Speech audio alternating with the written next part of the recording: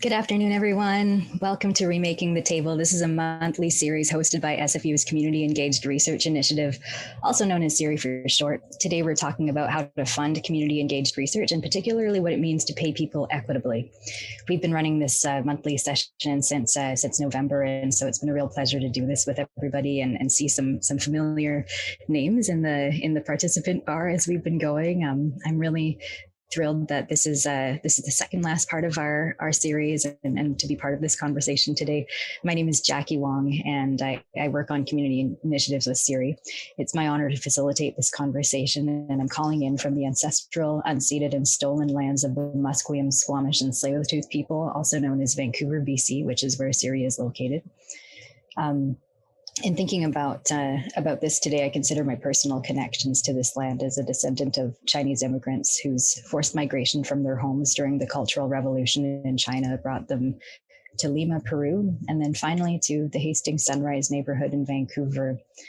And today, in the wake of recent events locally in Chinatown in Vancouver and also across North America, I'm thinking about the meaning of justice as it pertains to moving beyond the colonial ways in which we've structured and come to understand our society. I'm super curious about the possibilities of reimagining, part of which is some of the intention that we bring this series to you. And I'm particularly curious about what it means to take steps to reimagine how we're living now towards a reality that embraces all of our liberation.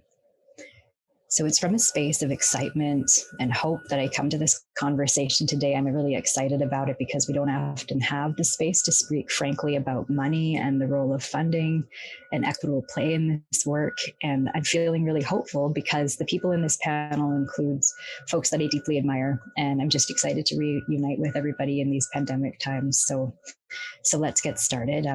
First, in our next slide, we'll talk a little bit about how we're gathering today. You'll see the agenda here. We'll be here until just a little bit before 2 o'clock this afternoon, and we'll begin with an open discussion from the panelists and move right into audience questions. And I really invite folks, if they'd like to add their reflections or their thoughts in the chat whenever you'd like to, or using the Zoom Q&A function as well. And you're welcome to do that throughout the discussion, not just during the question period.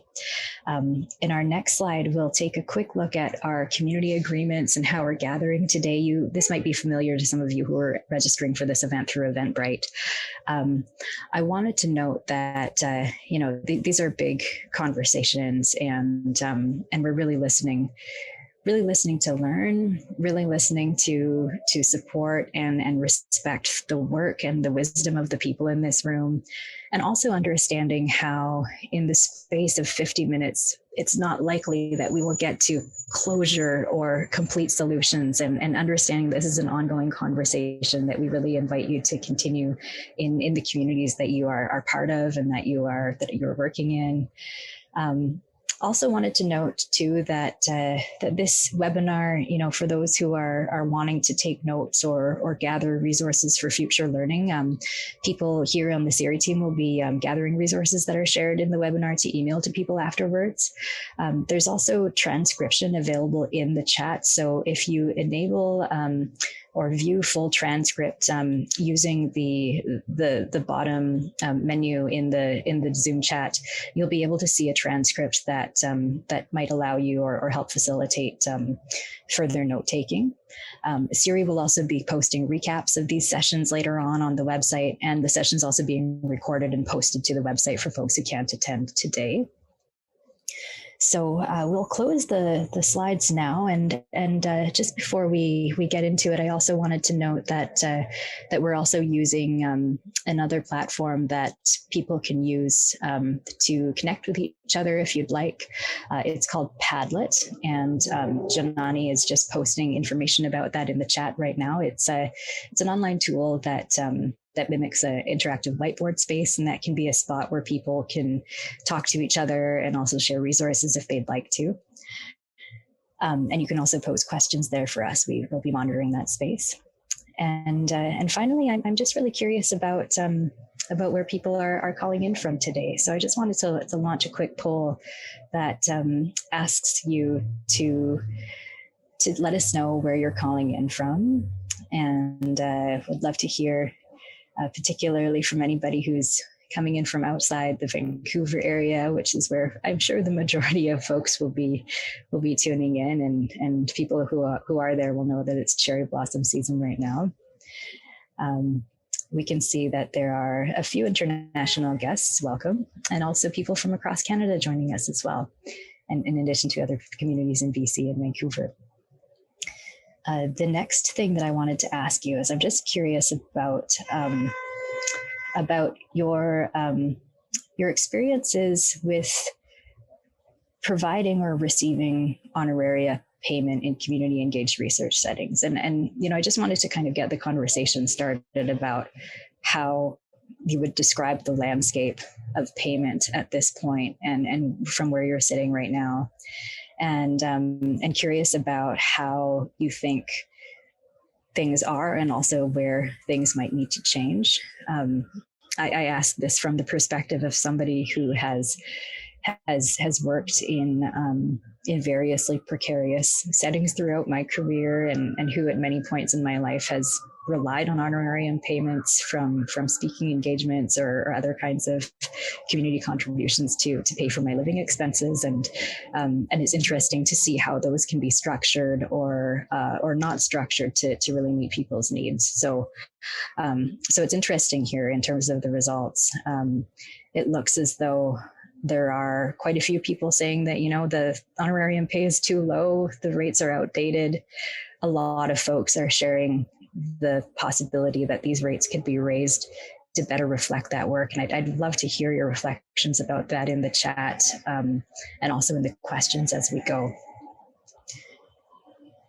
But in the meantime, I'm really looking forward to introducing our beautiful panel.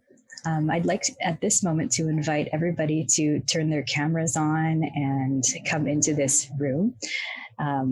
We are meeting Sekani Dakelth, there's Johal, Vanessa Fong, and Nicolas Crier is on the way. And I'm really, really excited to see everybody here today. This is a little bit of a reunion with a number of you who I've been really, really glad to see again, especially because we've not been able to gather every time. So I can't get in with the camera. Sorry, Jackie. Oh, no problem. I will try to prompt you to start the video from my side, but that's all right, Nicolas. We can hear you. Oh, here you are. Welcome. Wonderful. Great to see everybody. So I'm excited, especially to see you, Nicolas, because we're starting the first question with you. And you know, I when I met you a number of years ago, I remember you were holding a guitar and you were in a workshop space, but you're also going somewhere else. And the way that I know you is I know that you've been involved in a great many community initiatives as a peer researcher, as a person who's been doing a lot of what is widely known as peer work, particularly within the downtown East Side community. And I'd love for you just to speak a little bit today about how equitable pay for your involvement with community engaged research particularly has impacted your life. And you've also shared a little bit about how you're passionate about shifting the approach to how the work is done, and wondering if you'd be able to elaborate on that as well. Sure. Thank you, Jackie, for inviting me today. I guess it started changing my life. The peer work, the paying part of it anyway, started changing my life like 2016 when the drug overdose crisis sort of started getting out of control. And I was working spikes on bikes, doing like needle recovery and whatnot. And so that was keeping me fed at the time. It was only $40 every 2 days or something. But that's what kept me fed every morning. I committed to feeding myself because I had this job now, right? And then I moved on to Megaphone, and they started me at pretty much my highest wage to date. I'm 43 now, and I got my first $20 an hour wage from doing this peer work, which was just out of my world with potential. right? The Speakers Bureau coordination job was like, this is a kind of a administrative position, something I wasn't used to. I had a lot of responsibility, and that was worth more to me, and sort of is still, than worrying about the pay. Like I was like, wow, $20 an hour, but look what I get to do, right? And then I sort of went through a few other peer gigs with like a film company during a TV show, and then today I'm working 5 jobs, and I mean, they're all high level managerial advisory type positions, and the difference between that and then a regular job is indescribable. I mean, you can see my jobs, what they are, Jackie, and getting to like speak to people or be part of decision making that impacts health and justice intersections that transcends institutional ideologies and everything, and it's really more about relationships than about creating wealth for myself or anything. And still I get to live this great life now because like I've never been paid this well in my life. But I put in like not very much work either. Like it's not really that hard. Some of the work, it's just going to some meetings and talking about what should be simple stuff really, but just the impact across so many modalities is amazing. I'm just really grateful that this city has treated me as well as it has, and that I was lucky enough to be given a chance in this very special time and place to be doing this pioneering work with some of these great people on the panel here. And I hope it doesn't change, right? There's peers are in the QP union now with HS. That's a major milestone there. The engagement of lived experience is invaluable to a lot of policymaking and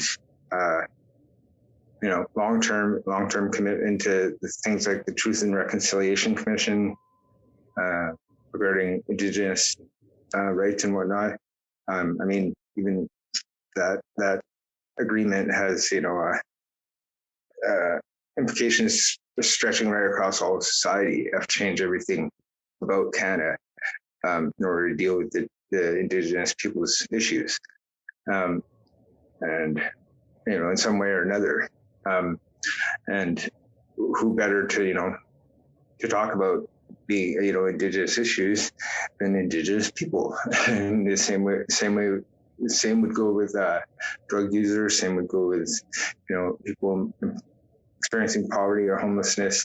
It's to me just common sense that you would ask them what they want to do with their lives, and if I was going to help them, I would ask them how, right?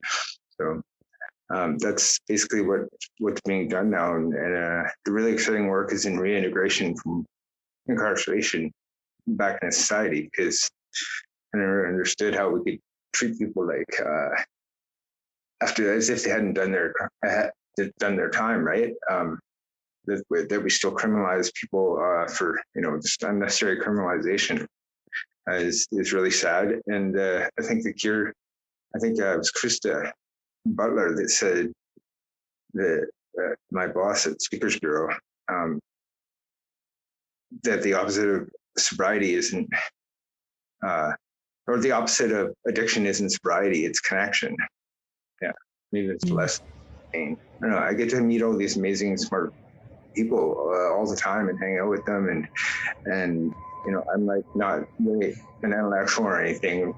I get what they what they're trying to get at with the equity with pay, but more more for me, it's in my heart for this community that Thanks, Nicholas. People need help. Thanks so much. Well,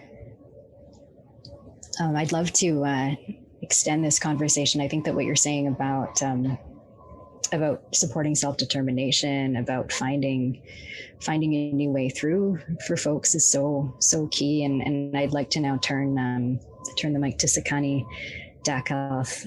Sekani, I've known you for a number of years. I met you when you were working with Megaphone as a vendor at first, before the Speakers Bureau took flight, and always you've been somebody who I've really looked up to for your wisdom and the radiant way with which you move through this world. And in a previous chat about this kind of work, you've been talking a little bit about the emotional labor of engaging in research projects, and you're really curious about how to change the structures so that that this work can be done a little bit better. And I'm curious if you could speak a little bit about the kind of change that's needed, what opportunities exist in shifting the dynamics around research to make it more inclusive and help people be met where they are in a better way.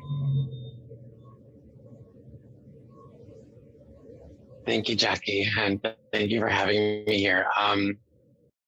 That's a long question there, and it's going to be a long answer. And we don't have time for that long answer.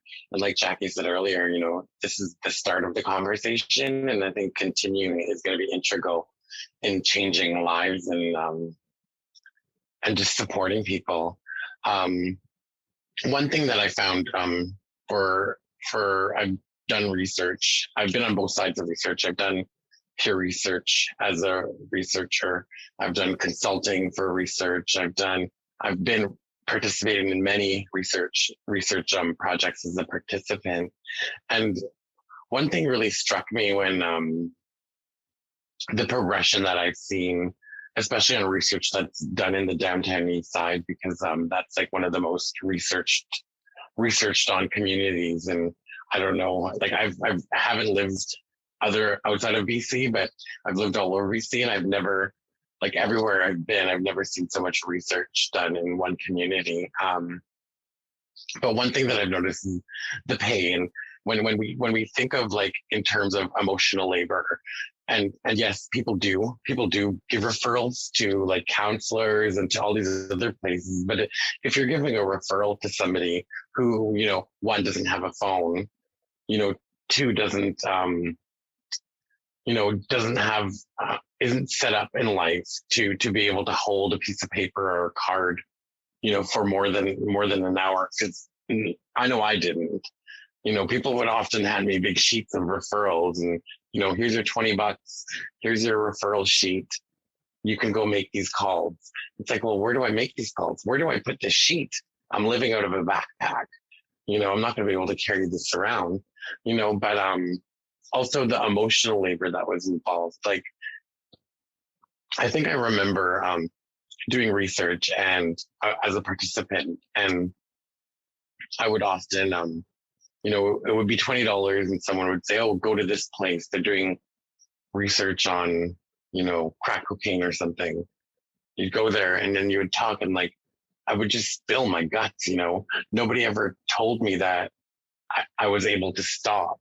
Like, they did have, like, they would like, give us warnings, and, you don't have to say anything. You can stop at any moment. But as somebody, like, I lived with no barriers, and I had a lot of barriers. So I didn't have, I wasn't able to say no all the time. And I felt like if somebody asked me something, I needed to answer them, and I needed to tell them the truth, and I needed to share as much as I could, and that's good for research, because on the research side of things, you need to hear all these things because a lot of funding and money is tied to that. So people need to hear these things, yes, but I didn't know that I was able to just, I didn't have to share all that stuff. So I would often overshare, and I would go into detail of my trauma. And afterwards, I would get my $20. I'd be able to get my smokes, my weed, or my food, or whatever I was buying that day. It just didn't add up to enough, because after that sharing, after that oversharing, I would often feel like just like complete crap. And I would be at home. The $20 is long gone. I don't feel like going out. I can't go out to the lineups to get food. I'm just, really need to rest and recuperate. So, then when I started being the researcher, started, my goal was, and I love this because other folks that I work with are the same way. And they're like, I want to try to get as much money as possible to the people that need it more than I do. There's this big conversation around equity. Equity is everywhere. We're figuring out, how do we pay someone equitable? I always look at it like this, like if I'm going to go and talk to someone and I'm going to ask them of their time, that's their most honored gift that they're not going to be able to get back again. Your time, that like even your time here, and I honor everybody and I thank everybody for coming and listening, but that's time that you're never going to get back. So if I'm going to go to someone and ask them to do work for me, and not just for me, but it's, because research is on the other side of that, it's for the community. Because like I said, it's tied to funding. Hope you're following me here. I know that's a lot. It's a big train here. But I always would try to get people as much money as I could. And I would often say things like, I don't need to get paid that much, because the person I'm talking to is, they don't have enough to eat. They got to decide whether, should I line up in my food lineup to get food, or should I go and talk to this person for an hour? Should I, there's so many other things that could be thrown in the place of that. Oh, should I go get food, or should I go talk to this person? There could be, I have to go sign up for my bed now. Should I sign up for my bed for somewhere to sleep tonight, or should I go talk to this person for $20? I think those things are things that we have to discuss and we have to question, and we have to really bring back to our funders, like the people funding this research, and go, these are the folks that we're talking to. How are we going to make the pay that we're giving them equal to that amount, and be able to, support or uplift their lives in any way? Because, whether we like it or not, everything now is tied to money. I got to pay rent. I have to eat. I have to be able to take the bus, like everything costs money these days. So I think that thinking about in those terms of when we're thinking of funding and community and stuff, and moving beyond that, like how is someone valued in your organization? Often I found peer positions were, up until a few years ago, but peer positions were something that was like shoveling the shit, doing the work that no one else wanted to do. Like, oh, you're going to clean toilets as a peer worker. You're going to clean garbage. You're going to pick garbage up off the ground. Like I wasn't capable of more. And then I was really privileged to get one of two jobs.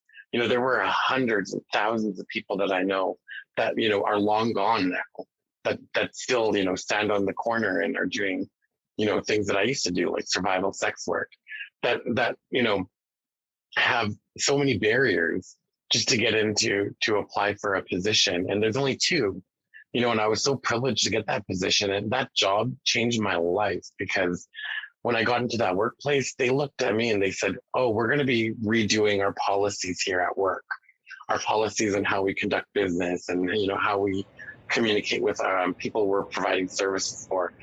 And I was floored, because I was like, you're going to ask me, we get to make those decisions, and I think that kind of brings me to another point. And, what is really important in doing peer work is, talking to the people that you're serving, mm-hmm. and asking them, what is it that we can do to make some sort of, so that when we're called to this table, that we're on equal footing, that we're both sitting at the same chair, face to face, looking at each other.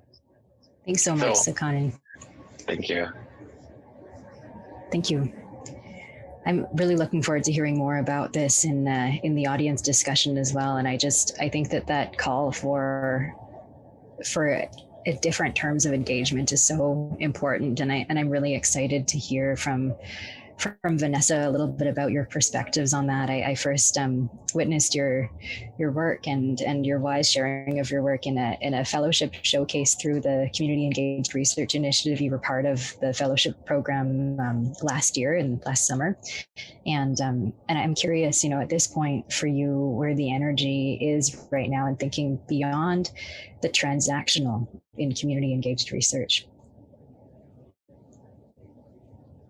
Yeah.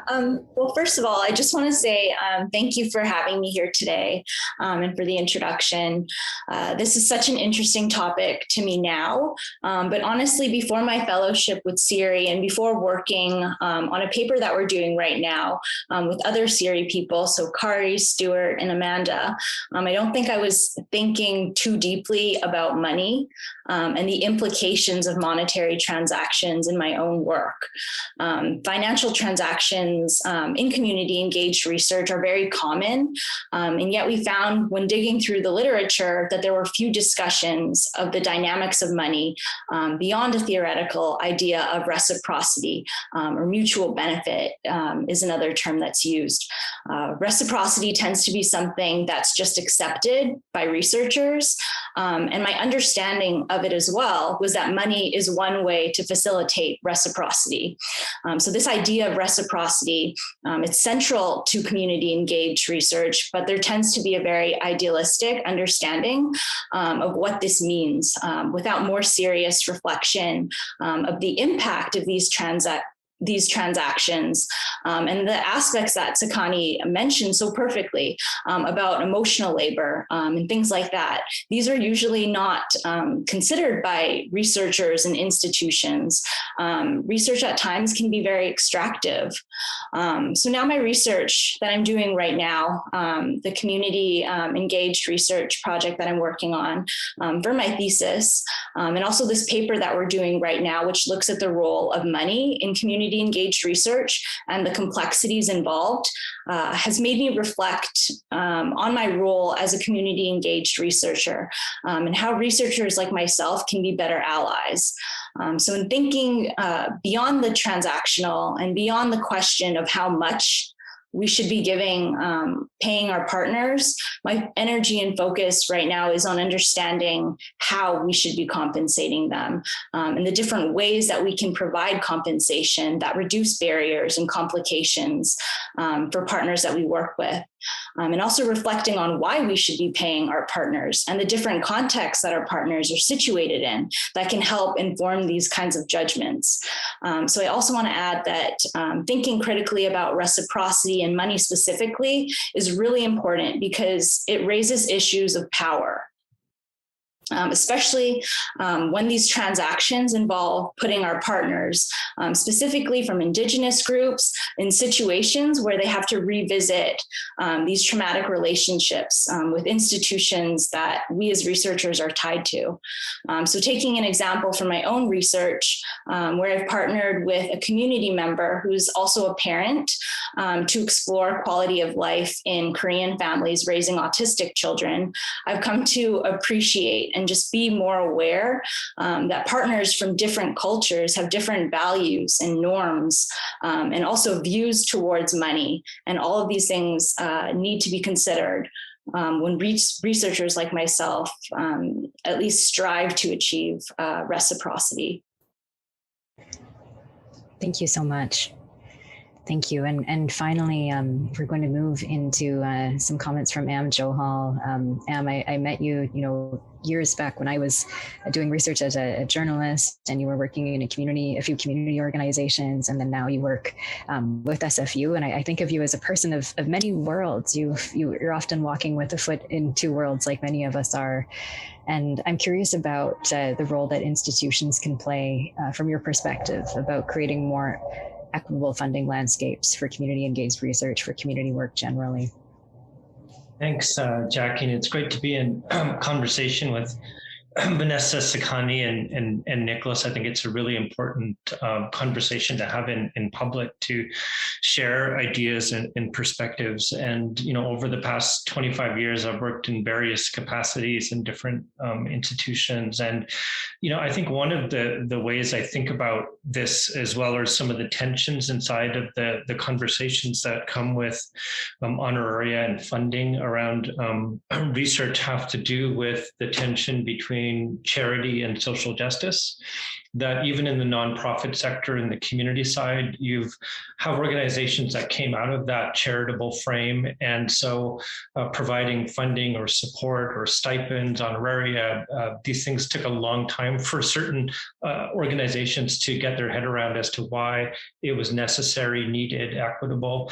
And on the social justice side, these were demands that came out of grassroots community organizing. Like back in the days when Vancouver Area Network of Drug Users started, they had no funding from the health authority. They were kind of being supported in the background by Portland Hotel Society, maybe a few other groups, but they would literally meet at Powell and Jackson above what was then the living room drop-in center. People would make sandwiches. There would be a small honorarium, and that was the means by which people engaged with what was going on the ground, who had overdosed, what were the street drugs there. And that research was absolutely essential in the public policy side of the debate that happened much later. So a lot of these movements and the demands weren't legible by universities or government partners or these types of things. It was people self-organizing. It sort of came out of that tradition, and each city and place, it comes from a different history. As organizations begin to get found on the nonprofit side, you're beholden to your funders and accounting for your money and all of these kinds of things. And so we run into the problem of audit culture at the university, but also within community organizations. And so the sort of practical side of how funding is distributed, the kinds of information that a university or a nonprofit needs, addresses, social insurance numbers, invoices, there ends up being this sort of paperwork that's required that can be a barrier to manage money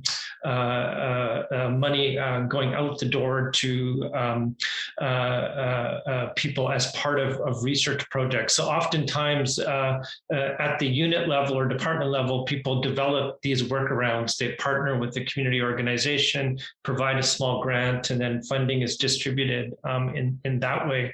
But that also takes up the time of community organizations. And so do administrative fees get factored into that part of the process and the work as well. And I think also oftentimes in certain disciplines, this has been happening over such a long period of time that there's a process or a method. This is just considered normal practice. But in many disciplines, it's not. And so there isn't a history of it. And so oftentimes budgeting and funding for this isn't thought about in the application process to the receiving of the money, and then all of a sudden becomes something to try to figure out how that's going to happen. And it's an evolving set of conditions, but in areas like patient-oriented research, they encourage researchers in the priority setting, in the participation in governance committees, consultation on research design, and also on the knowledge mobilization, knowledge translation side of it. So it's sort of in each part of the research process. So in many ways, they're doing some interesting work around that. I think also from a political sort of economy point of view, there's a lot of social capital that accrues to universities and researchers in funding that comes in. Careers are made in being able to get those research grants. And I think the demands on the community side around equitable pay, not just as a sign of involvement or participation, but just being one set of a number of other pieces that need to be in place. I know when we were starting Humanities 101 at UBC, what was identified in meetings with people was support around childcare, transportation, other pieces, and that was articulated as more important than a stipend or honoraria in that case. And so I think always it depends on the circumstance, but the participation of people in the process of that is also really, really important as as well. But I'll leave it there for now, just so we do get a chance to have questions from the audience and be in conversation with each other. Thanks so much. Thank you. Thanks to all of you for your thoughts here. I'm going to turn the audience discussion now towards Sekani and Nicolas again, and I'm seeing some really great conversation right now in Padlet here, where I just wanted to read a note out loud actually to you, Sekani, because I'm not sure if you're able to see this page in addition to what you're seeing on Zoom right now. They're saying everything Sekani is saying right now is resonating strongly. Folks in peer positions are experts of so many key policy issues: housing, health, social policy, et cetera. Their sharing of expertise are gifts. And so I just really wanted to note that. There's a question that this person and also some other folks are asking about this disparity that people are seeing between people who are understood as professionals being paid thousands of dollars a month. And then people with lived and living experience are paid significantly less. There's a great curiosity here about how do we change this gap about what's valued and what counts as work, and would love to hear perhaps we could hear from Sekani first and then Nicolas. Oh God, great question. And it's something I bring up all the time. I had a really good friend, and she goes, "Oh, I'm being flown out, across east to Toronto to be part of this panel." And I said, "Well, who else is on the panel?" She said, "Oh, there's a doctor and there's a lawyer, and I'm being brought on, to share my expertise." And I said, "Oh, what? That's awesome. How much you getting paid?" She said, $200. And I said, "Oh, that's a lot of money." I said, "How much are the doctor and everybody else getting?" "They're getting paid $1,000 for their time." And I'm thinking, like, that really struck me, because I was thinking how unfair that was first, and how if she's sitting there beside these people and our voices are valued in the sense of, you're going to ask us to do consult work, how much do you pay other consultants? And it just blows my mind when people don't see that pay, like how that isn't equity. And I'm so happy that we're having the conversation about equity now, because it really brings up the fact that, these people, like the person already said in their question, that they are experts in their own opinion. They're asking to consult, to be consulted with. How much let's look up our budget, and how much do we normally pay consultants? Okay, if this consultant we're bringing in does have more barriers than, say, the doctor or lawyer, how are we going to make that pay add to reduce those barriers so that we are bringing them in a good way? So, just asking yourselves those questions, when you're bringing folks in, is going to be integral and important in the days ahead to show how, we're valued. And people have to lead by example. It has to start somewhere. And the way that, I hate to call you out, the government of Canada, but I know Jackie wants to call people out, but they're the ones who do give a lot of funding to folks. And there are a lot of red tape and policies and hoops people have to jump through just to get that funding. And then for it to be like, taken away or to be reduced, I don't know. I've never ever worked and had this conversation about funding, and not once has it come up to be like, "Oh, well, actually, we didn't need that much." No, we needed more every time. So yeah, thanks. Thanks. And Nicolas, curious for you about how to shift the landscape a little bit.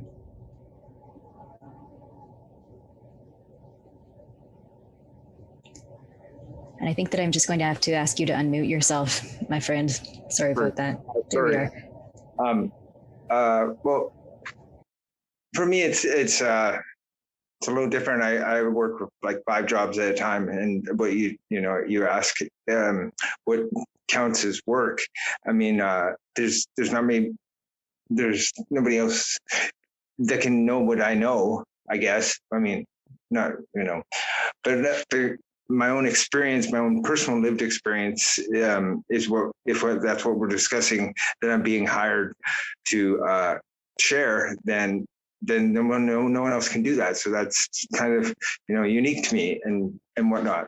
And what you could put a price on that for is based on the fact that I put in all those years and that I do the work, right? That I show up and participate and I actually, have an vested interest in the results of that work. As do my, community members. It affects a lot more people than just me. And I've never really considered like forming a union or anything with it, but to have us folded into a major union that's already, for professionals, not, and myself, I have no formal training in any of this really.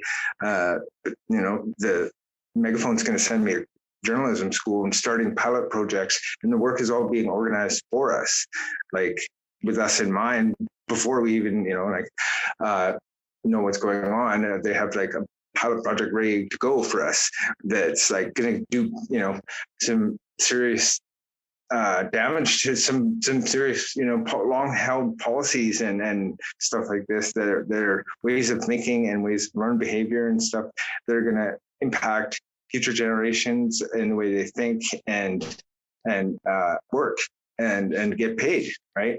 And I have to consider all that when I go, when I apply for these positions or not. I'm lucky enough that I have people helping me because I get lost in the paperwork anyways. But mostly I'm reminded of my son. His name is Money. And every time I hear that word, I think of him. And I want to be able to, say, yeah, I'm doing really good, son. And I'm not, and I'm doing the responsible thing with all this responsibility and like making sure that, my community is taken care of and that I'm sharing what I'm making and that it's going back and towards a healthy home and that, I'm not just wasting it all, because that would be like wasting the honor that was paid to me for doing the work, right? Thank you. Thank you for sharing pictures of your son with me from time to time. I love watching him grow up. Yeah, he's beautiful. Just turned 10. Amazing.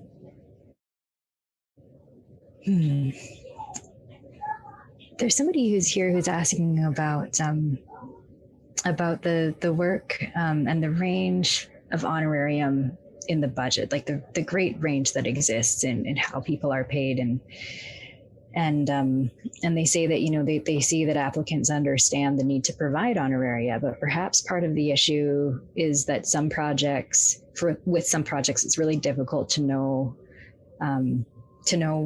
what it costs on an hourly way, because it's hard to know from the outset how much time things will take. We don't always factor in emotional labor when we think about things in terms of hourly wages, and they're curious about what possible guidelines exist for this kind of work.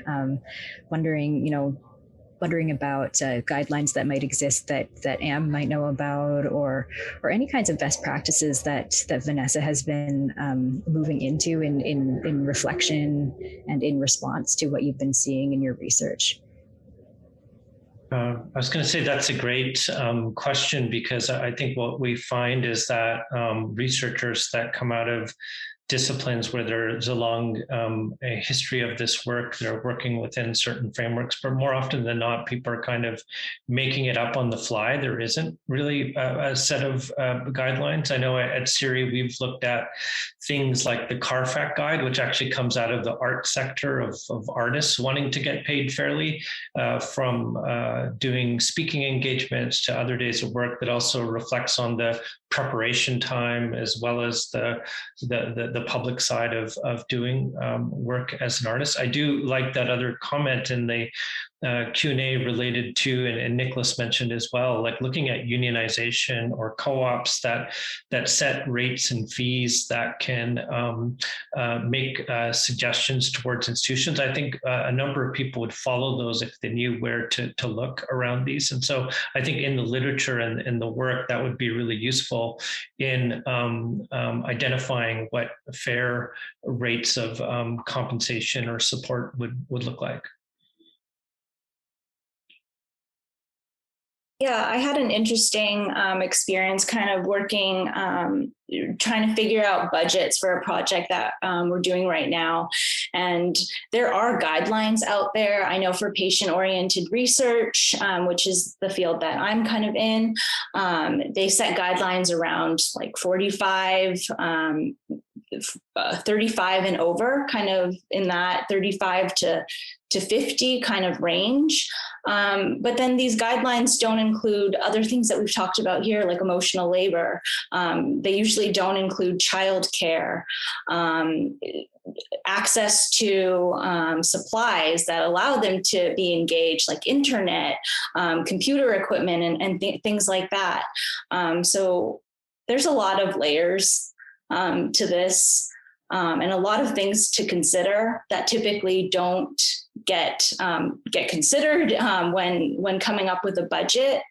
And there are guidelines that exist, but I think there needs to be conversations with people that work on the grounds, researchers, partners. There needs to be a wider discussion about payments and what this looks like, what equitable compensation looks like, because it looks different depending on the group that you're working with, and the barriers that they face. They might live in remote areas and things like that. So having a set rate is not, I don't think, is the answer. We need to be more flexible, and we need to, again, engage with the community, engage with partners, and have a better understanding of what they need, what their needs are. Because, like Nicholas mentioned before, like it's a lot of work. And Nicholas, you mentioned that, it's not that much work, or some of the solutions are common sense, but it's actually not. There are a lot of misconceptions that researchers and institutions hold, and a lot of money and resources gets wasted, a lot of money when resources get misallocated, or when we conduct research that's not based on people's lived experience, and the realities that the community that you're researching, the realities that they face. Thank you. Okay, well, we have time for one more question before we close, and perhaps this could double as the final response from Nicholas and Sekani, as well as your closing reflection. This is from someone who's just come in through the Q&A saying, Sekani and Nicholas, you've both shown a remarkable degree of courage by sharing your stories publicly. Thank you. Could you two speak about the challenges that you and some of your colleagues may have experienced in wanting to participate in projects and receiving compensation anonymously? They say, I find this is an issue of particular concern for our people in highly stigmatized communities. Have you encountered any reliable solutions?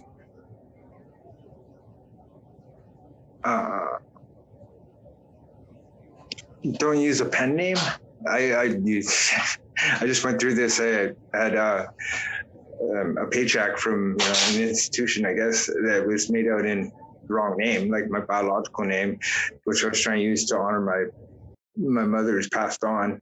And so I've been using this name the whole time, but it's not actually my legal name tied to my bank account. It's over direct deposit and checks and stuff. And I get this check and it's not in my name and I can't do anything with it.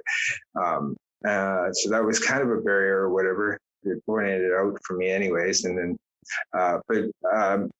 there's progress being made. I mean, I spent all day yesterday with Van City talking about, because I'm getting hired in there and making me bondable. And that's like, the value that they're placing in my lived experience, or my, community knowledge or whatever it is being treated fairly, more than fairly, by them willing to transcend,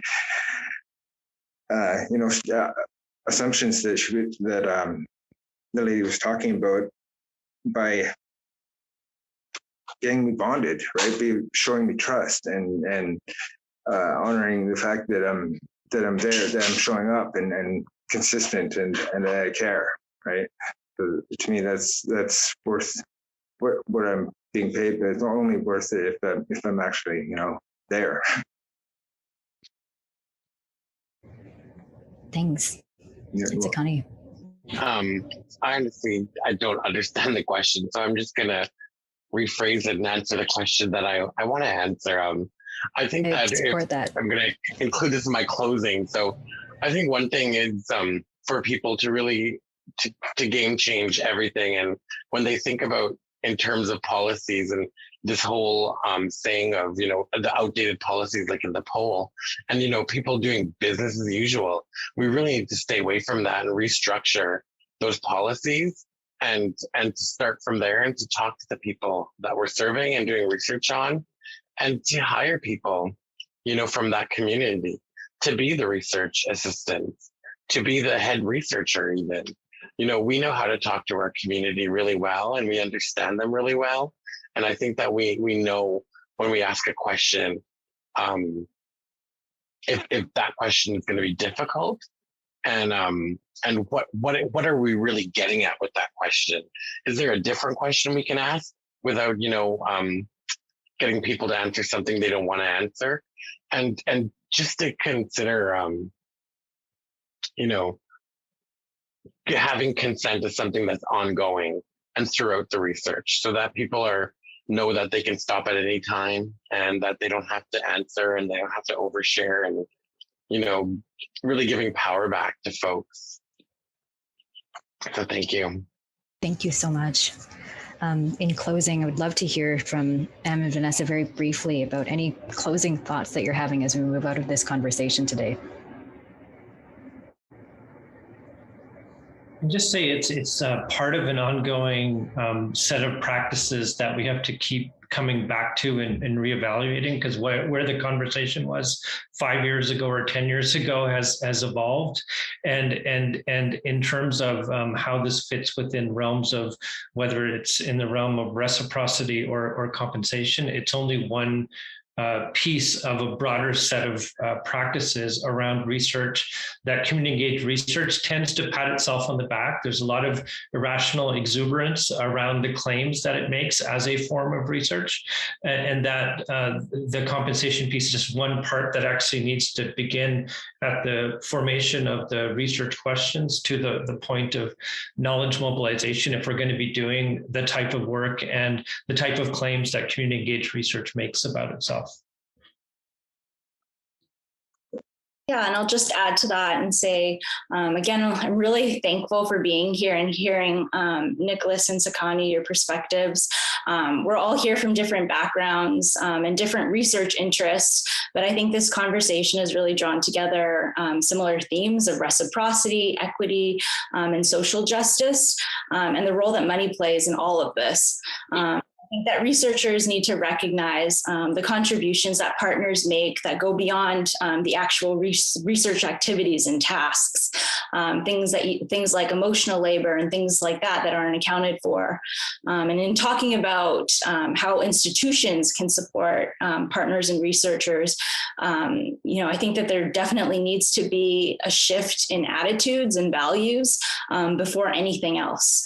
We need to value lived experience, like Nicolas mentioned. Institutions need to invest in these partnerships because everyone stands to benefit. Institutions need to consult with people that work on the grounds, with the community and with researchers like myself to understand how they can support us and try to strengthen and also repair relationships.